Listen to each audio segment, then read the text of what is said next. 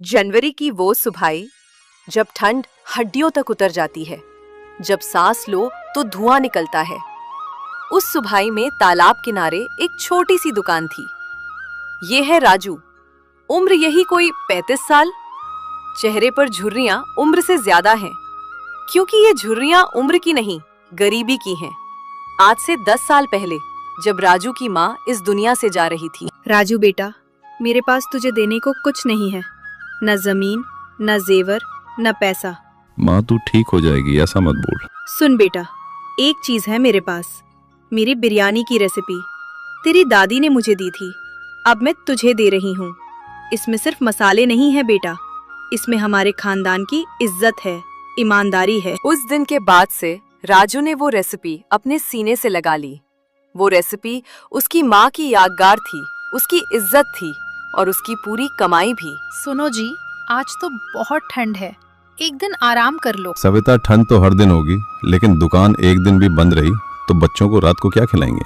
कम से कम गर्म पानी पी लो। दुकान पे चाय बना लूंगा, तू सो जा। लेकिन ग्राहक कहाँ थे? इतनी ठंड में कौन तालाब किनारे आता?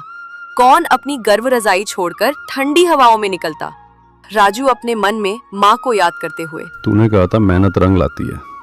मैं मेहनत कर रहा हूँ माँ, रोज कर रहा हूँ, तो फिर रंग क्यों नहीं आ रहा? कोई बात नहीं, आज नहीं आए कल आएंगे, कल नहीं आए परसों आएंगे। पंकज, ये कहाँ ले आया तू मुझे? ये तो कीचड़ है, गंदगी है, मेरे जूते खराब हो जाएंगे। साहब, वो आपने कहा था ना कि कोई नई जगह ढूंढो खाने के लिए, तो मैंने सोचा। तूने सोचा? तू सोचेगा। तेरी तनख्वाह सोचने के लिए नहीं, गाड़ी चलाने के लिए है, समझा? जी साहब, माफी साहब, लेकिन एक बार बिरयानी तो चक्कर देखिए, सुना है बहुत लाजवाब है। रुक रुक पंकज, ये खुशबू ये कहाँ से आ रही है? साहब, वो रहा, वो छोटी सी दुकान वहीं से आ रही है। पंकज, 30 साल, पूरे 30 साल हो गए मुझे इस धंधे में। राजस्थान गया, लखनऊ गया, दिल्ली, मुंबई, जयपुर, सब जगह की बिरयानी खाई, लेकिन ऐसी खुशबू कभी नहीं सूंघी। देखा साहब, मैंने कहा था ना। ज्यादा मत बोल, चल चलते हैं, देखते हैं क्या माल है। छी छी छी, क्या गंदगी है, मेरे इतने महंगे जूते, हाय राम, बर्बाद हो गए। तू है इस ठेले का मालिक? जी साहब, ठेला नहीं, छोटी सी दुकान है। बिरयानी बेचता हूँ। आइए बैठिए, आपके लिए कुर्सी लगाता हूँ। ये इस पर बैठूं मैं? साहब माफी चाहता हूँ, ज्यादा इंतजाम नहीं है मेरे पास, लेकिन बिरयानी अच्छी है वो पक्का। बड़ी बड़ी बातें बाद में, पहले बता क्या क्या है। साहब बिरयानी है, मटन भी है, चिकन भी है, साथ में रायता है, सब गरम। ज्यादा भाषण मत दे, एक प्लेट मटन बिरयानी ला। और सुन, मैं शहर का सबसे बड़ा रेस्तरां मालिक हूँ, मुझे बेवकूफ बनाने की कोशिश मत करना। साहब मैं बिरयानी बनाता हूँ, बेवकूफ नहीं, आप बस खाकर देखिए। साहब ये लीजिए, गर्मा गर्म है, अभी अभी दम से उतारी है। ये रायता बूंदी का है, ठंडा है, बिरयानी के साथ खाएं तो मजा दोगुना। वो आदमी एक घूंट खाकर रुक गया, जैसे जमीन ने उसे पकड़ लिया हो। 30 साल इस धंधे में पूरे देश के शेफ देखे, इटली से, थाईलैंड से, सबको बुलाया, लेकिन ऐसा स्वाद। साहब इतनी तारीफ। तू है कौन? ये रेसिपी कहाँ से आई? जी साहब, मेरा नाम राजू है। ये रेसिपी मेरी माँ ने दी थी, उन्हें उनकी माँ ने पीढ़ियों से चली आ रही है। समझा। देख राजू, मैं शर्मा हूँ, शर्मा फूड्स का मालिक। शहर में मेरे 12 रेस्तरां हैं। शर्मा फूड्स? वो परासा रेस्तरां, माल वाला? हाँ वही। सुन, मैं तेरी रेसिपी खरीदना चाहता हूँ। रेसिपी खरीदना? 5 लाख रुपए दूंगा, कैश, अभी। बस मुझे पूरी रेसिपी लिखकर दे दे, कौन सा मसाला कितना डालना है, कैसे पकाना है, सब कुछ। 5 लाख रुपए। राजू ने इतने पैसे एक साथ कभी देखे नहीं थे। उसके दिमाग में तस्वीरें घूमने लगीं, पक्का मकान, बच्चों की पढ़ाई, सविता के लिए साड़ी। 7 लाख, 8 लाख, बोल कितने चाहिए? साहब 8 करोड़ भी दोगे तो भी नहीं। माँ ने कहा था बेटा ये बेचना मत, मैं उनका कहना मैं ही तोड़ूंगा। साहब माँ कहती थी हाथ में हुनर नहीं, दिल में प्यार होना चाहिए, बाकी सब अपने आप। तेरी माँ बहुत समझदार थी। थी नहीं साहब, है, इस बिरयानी में है। जब तक ये बिरयानी है मेरी माँ जिंदा है। तू जानता नहीं मैं कौन हूं? मैं चाहूं तो तेरी ये दुकान बंद करवा सकता हूं। साहब दुकान बंद हो जाएगी लेकिन माँ की अमानत नहीं बिकेगी। राजू, एक बात याद रख, दुनिया में 2 तरह के लोग होते हैं, एक जो हुनर रखते हैं, एक जो हुनर पहचानते हैं। तू पहली तरह का है, मैं दूसरी तरह का। मैं फिर आऊंगा। पंकज, अंदर आ, जल्दी आ। जी साहब, बोलिए, क्या हुक्म है? वो राजू बड़ा पक्का निकला साला। मैंने सोचा था पैसे देखेगा तो बिक जाएगा, लेकिन नहीं, अकड़ दिखा रहा है। सीधे तरीके से मानने वाला नहीं है वो। तो साहब अब क्या करें? छोड़ दें उसे? छोड़ दें? पंकज, तू मुझे जानता नहीं क्या? मैं विजय शर्मा हूं। जो चीज मुझे चाहिए वो मुझे मिलती है, हमेशा मिलती है। ये रेसिपी भी मिलेगी। लेकिन साहब वो तो बेचने को तैयार नहीं है, जबरदस्ती कैसे? जबरदस्ती कौन कर रहा है? हम तो बस थोड़ा दिमाग लगाएंगे। सुन, एक काम कर, कोई लड़का ढूंढ, गरीब सा, मासूम सा दिखने वाला, जो थोड़ी एक्टिंग कर सके। समझा नहीं साहब। उसे राजू की दुकान पर भेजेंगे, काम सीखने के बहाने। धीरे धीरे रेसिपी निकलवाएंगे, राजू को पता भी नहीं चलेगा। वाह साहब, क्या दिमाग है। इसलिए मैं यहां तक पहुंचा हूं पंकज, दिमाग से। जा, जल्दी ढूंढ एक लड़का। ज्यादा समझदार नहीं चाहिए, बस काम चला ले ऐसा। बेटा आओ आओ, बाहर क्यों खड़े हो? बैठो, बिरयानी खाओगे? गर्मा गर्म बनी है अभी। नहीं भैया, बिरयानी खाने नहीं आया। आज मेरे पास पैसे भी नहीं है खाने के। मैं तो आपसे काम मांगने आया हूँ। काम? कैसा काम चाहिए तुम्हें? भैया, मेरी किस्मत बहुत ख़राब है। माँ बाप नहीं है मेरे, बचपन में ही चल बसे थे दोनों। अनाथ हूँ मैं, कहीं काम नहीं मिलता, कोई रखता नहीं। लोग देखते हैं और भगा देते हैं। कल से कुछ खाया भी नहीं है मैंने। बेटा रो मत, आंसू पोंछ अपने।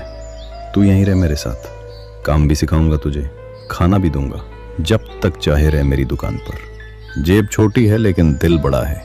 सच में भैया, आप रख लोगे मुझे? भगवान जैसे हो आप, पैर छू लूं आपके? अरे रे, पैर मत छुओ, भगवान नहीं हूं मैं, बस एक इंसान हूं, और इंसान को इंसान की मदद करनी चाहिए। चल उठ, पहले कुछ खा ले, फिर काम शुरू करेंगे। विकी ने धीरे धीरे राजू का विश्वास जीत लिया। सुबह जल्दी आता, दुकान साफ करता, हर बात पर भैया भैया करता। राजू को लगा भगवान ने एक अच्छा साथी भेज दिया। विकी, अरे विकी कहाँ है? अभी तक नहीं आया? कभी तो लेट नहीं होता था। चलो आ जाएगा, शायद तबीयत खराब होगी, कोई बात नहीं। राजू को क्या पता था कि विकी अब कभी नहीं आएगा। उसका काम पूरा हो चुका था।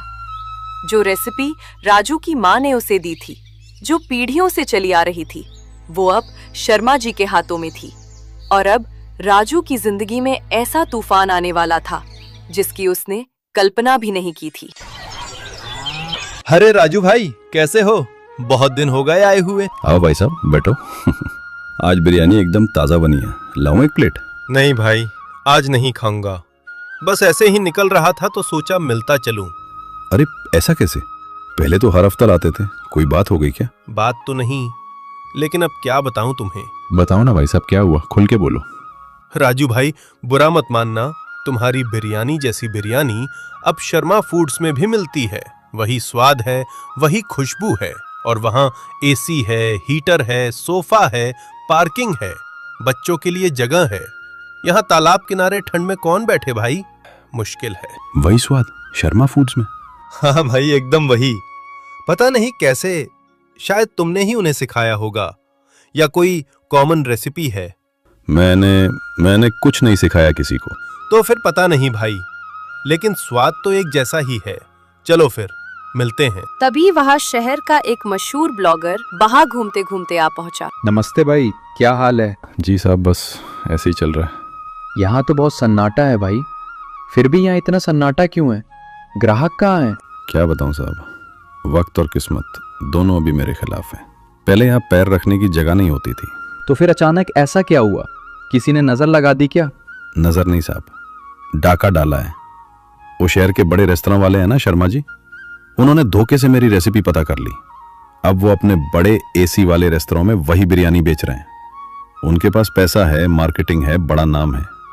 लोग चमक बनक देखकर वहां चले जाते। ये तो सरासर नाइंसाफी है, किसी की मेहनत चुराकर अपना धंधा चमकाना, और आप चुपचाप बैठे हो। मैं गरीब आदमी हूं साहब, उनसे लड़ तो नहीं सकता। मेरे पास बस मेरी ईमानदारी है। मुझे यकीन है कि जो ग्राहक स्वाद पहचानते हैं वो एक दिन जरूर लौटेंगे। बस उसी दिन का इंतजार कर रहा हूं। आप फिक्र मत करो भाई, आपकी ये ईमानदारी और ये स्वाद दोनों दुनिया देखेगी। आज मैं बताऊंगा लोगों को कि असली जादू शर्मा जी के रेस्तरां में नहीं, बल्कि इस तालाब किनारे वाले ठेले पर है। वीडियो बनाते हुए। हेलो दोस्तों, आज मैं आपको एक कहानी सुनाता हूँ, एक ऐसे स्वाद की जिसे चुराया तो जा सकता है पर बनाया नहीं जा सकता। मेरे पीछे जो ये भाई खड़े हैं, इनकी कहानी सुनकर आपकी आंखों में आंसू और मुंह में पानी दोनों आ जाएगा। वीडियो इंटरनेट पर आग की तरह फैल गया। राजू की सच्चाई जानकर लोगों का गुस्सा शर्मा जी पर फूट पड़ा। ये क्या हो रहा है? मेरी रेटिंग्स अचानक 1 स्टार क्यों हो गई? और ये कमेंट्स, चोर, धोखेबाज। सर, वो ब्लॉगर का वीडियो वो वायरल हो गया है। पूरे शहर को पता चल गया है कि हमने राजू की रेसिपी चुराई थी। तो क्या हुआ? रेसिपी तो रेसिपी होती है। उन्हें कहो वीडियो डिलीट करे, उन्हें पैसे खिलाओ। अब बहुत देर हो चुकी है सर। बात पैसों की नहीं, इज्जत की है। बाहर कस्टमर्स में हंगामा मचा रखा है, सब बुकिंग्स कैंसिल हो रही हैं। नहीं, मेरा रेस्तरां, मेरा नाम सब बर्बाद हो रहा है। उस 2 कौड़ी के ठेले वाले ने मुझे हरा दिया। झूठ की इमारत ढह चुकी थी। शर्मा जी की चालाकी ही उनके पतन का कारण बनी। अगली सुबह तालाब का किनारा फिर से गुलजार हो गया। राजू के ठेले पर इतनी भीड़ थी कि पैर रखने की जगह नहीं थी। भाई, लाइन बहुत लंबी है, लेकिन बिरयानी तो अब यहीं खाएंगे। सही कहा। शर्मा जी के यहाँ तो सिर्फ ढोंग था, असली स्वाद तो यही है। अगली सुबह तालाब का किनारा फिर सजीव हो गया। सच परेशान हो सकता है, लेकिन हार नहीं सकता। अब तो दुकान पक्की करनी पड़ेगी, ठेला छोटा पड़ रहा। हाँ भाई, पर ईमानदारी वही पुरानी रहेगी। उस दिन सिर्फ राजू की बिरयानी नहीं बिकी, बल्कि ईमानदारी का सिक्का भी चल गया। राजू की कामयाबी ने सबको सिखा दिया कि चोरी के रास्ते छोटे जरूर होते हैं, लेकिन मंजिल तक सिर्फ ईमानदारी ही पहुंचाती है।